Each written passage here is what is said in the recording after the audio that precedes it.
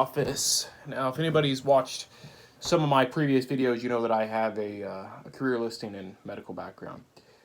But this incident here happened when I was probably 19 years old, and I had been trained to be an EMT, and I've been working as an EMT for a while, and I worked for a bigger city. I transferred over from a little rural department, which was a big freaking mistake. If I could go back in time, I'd punch myself in the face and say, drop it.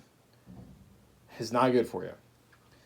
But this little incident here in the dispatch office was one that kind of stuck out to me because it goes to prove how some people would rather eat their young than train people.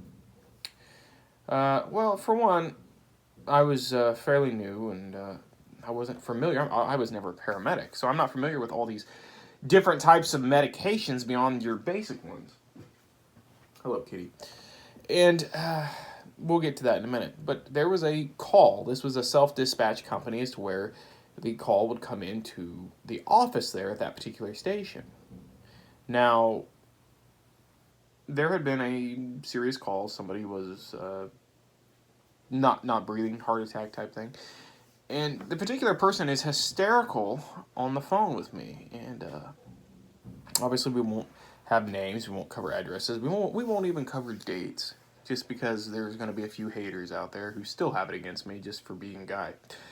But coming in, I dispatch a unit, and I say, look, I don't know what's going on. For sure, this lady's hysterical. She says they're trying to bring, quote-unquote, somebody back.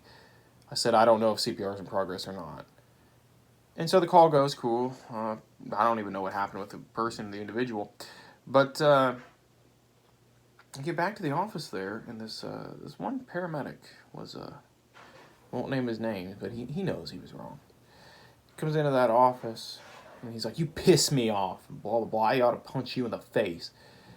He goes, all you do when I come in here is stare off into space, which, you know, anybody in the medical field, you know, when you come in and somebody's staring off, they're not doing that to be disrespectful, they're doing that because they are anxious.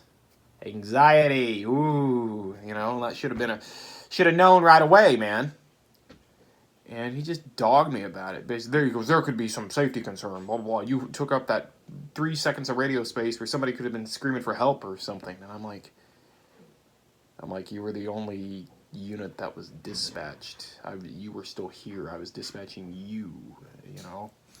And it really kind of stuck with me. It really kind of hurt me deep down because I'm like, why in the world in this profession do people eat their young? There's no training here. You're like, and then you come in and tell me, oh, your logbook looks like quote unquote shit. I'm like, well, yeah, guy, I don't live in this town. I'm not gonna know all the streets per se. Then they throw out a plug book, which is a map book, and say, find these streets, and things like this thick. And I'm like, it's gonna take me like time, like 5-10 minutes to comb through this, you know. Let's use technology a little bit. Let's use a GPS or something.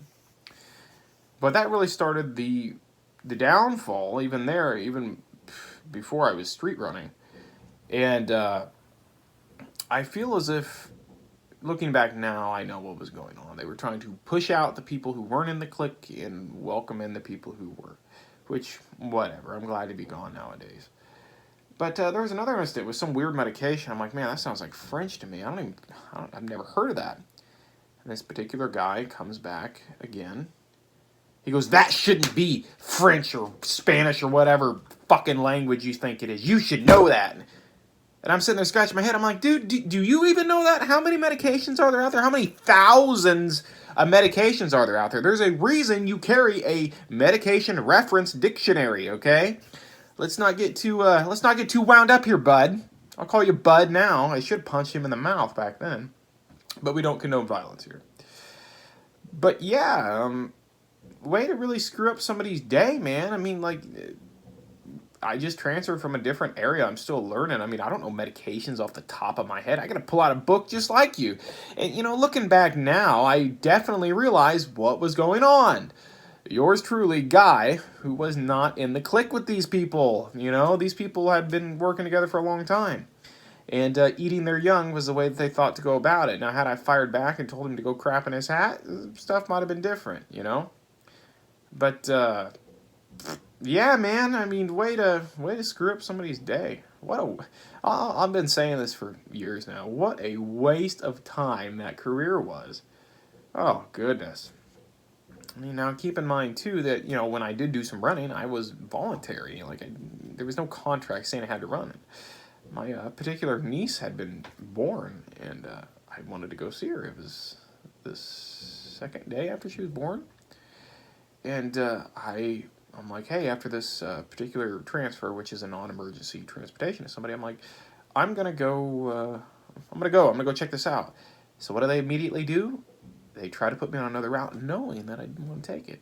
And then they say I refused it, which I did refuse it because I'd already told them, hey, I'm out of here after this. And then they come in there, they said, do you want to go far here? Do you want this or that? And blah, blah. And I heard somebody say, he's not going to last.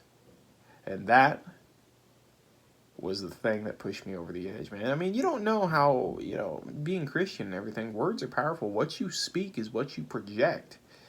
You hear people say, oh, when you pull out and you get in a car wreck, you're speaking that on someone. You're wishing that on them. And sometimes it comes to pass.